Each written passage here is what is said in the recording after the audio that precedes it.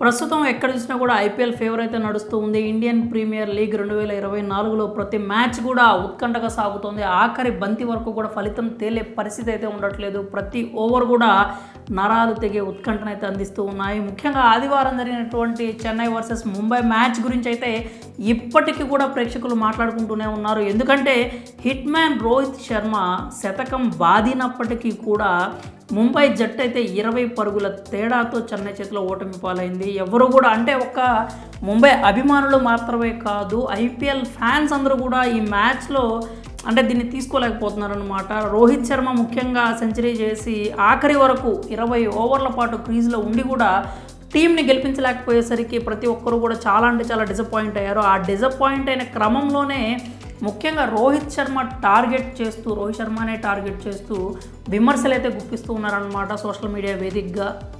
అందరూ ఏమంటున్నారంటే hit మ్యాన్కి Mumbai team గెలవటం ఇష్టం లేదు, అందుకనే చివరి వరకు క్రీజ్లో ఉండి కూడా జట్టును అయితే గెలిపించలేకపోయాడు. అతని వరకు అతను శతకం అయితే బాదాడు కానీ జట్టును మాత్రం గెలిపించలేదు అంటూ కొన్ని అంటే విమర్శలు అయితే నేరుగానే హిట్ మ్యాన్ పేరు పెట్టి రోహిత్ శర్మ మీదే చేస్తున్నారు. కానీ ఇక్కడ అందరూ తెలుసుకోవాల్సిన విషయం ఏంటంటే రోహిత్ శర్మ నిజంగా ముంబై జట్టు గెలవకూడదు అనుకున్నట్టయితే క్రీజ్లో అంతసేపు ఉండాల్సిన అవసరం ఉండేది కాదు. ముందే కూడా అవుట్ అయిపోయి బయటకు వచ్చేసినా కూడా అంటే అందరూ ఫెయిల్ అవుతున్న క్రమంలో రోహిత్ శర్మ అవుట్ అయి బయటకు వచ్చినా కానీ పెద్దగా ఎవరు కూడా డిసప్పాయింట్ అయ్యేవాడు కాదు.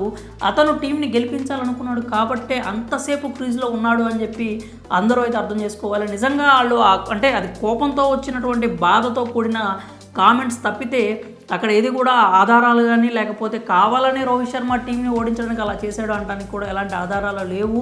తన వరకు తానైతే కష్టపడైతే ఆడాడు. కాకపోతే అందరూ ఏం చెప్తున్నారంటే చివరిలో ఆడినటువంటి 17 బంతులకి 17 పరుగులు మాత్రమే చేయడాన్ని ఉదాహరణగా చూపిస్తూ రోహిత్ శర్మకి టీం గెలవడం ఇష్టం లేదు, అందుకే స్లో బ్యాటింగ్ అయితే చేశాడు అని చెప్పి కామెంట్స్ చేస్తున్నారు. అయితే అందులో కూడా ఎలాంటి నిజం లేదని మనం అయితే ఖచ్చితంగా చెప్పొచ్చు. ఎందుకంటే ఆఖరికి ఆ 17 బాల్ ఏదైతే ఉందంటే అంటే చెన్నై టీం మొత్తం కూడా చాలా పకడ్బందీగా వైడ్ యార్కర్లు వేస్తూ రోహిత్ శర్మని ఇబ్బంది పెట్టడం అయితే అందరూ చూశారు. ఒక్క రోహిత్ శర్మ అది ఆడలేకపోవటమే కాదు, అదర్ ఎండ్లో ఉన్నటువంటి బ్యాటర్స్ కూడా ఎక్కువ డాట్ బాల్స్ని అయితే ఫేస్ చేశారనమాట. అందరూ చూశారు ఆ విషయాన్ని కూడా. ఇప్పుడు షెపర్డ్ అయితే లాస్ట్ మ్యాచ్లో ఎంత బాగా ఆడాడో అందరికీ తెలుసు, కానీ షెపర్డ్ కావచ్చు లేకపోతే తిలక్ వర్మ కూడా 30 కానీ అంత గొప్పగా ఆడలేకపోయాడు. హార్దిక్ పాండ్యా కూడా వెంటనే అవుట్ అయిపోయాడు.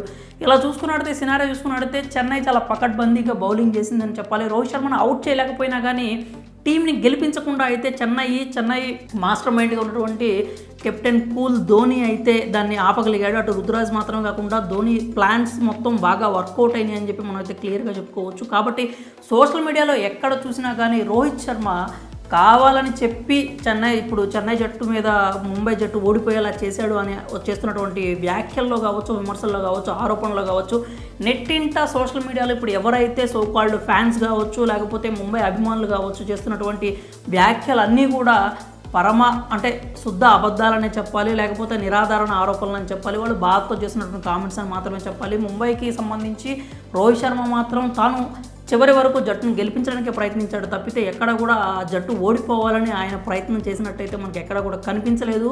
అలా అనడానికి కూడా ఎలాంటి ఆధారాలు కూడా లేవు.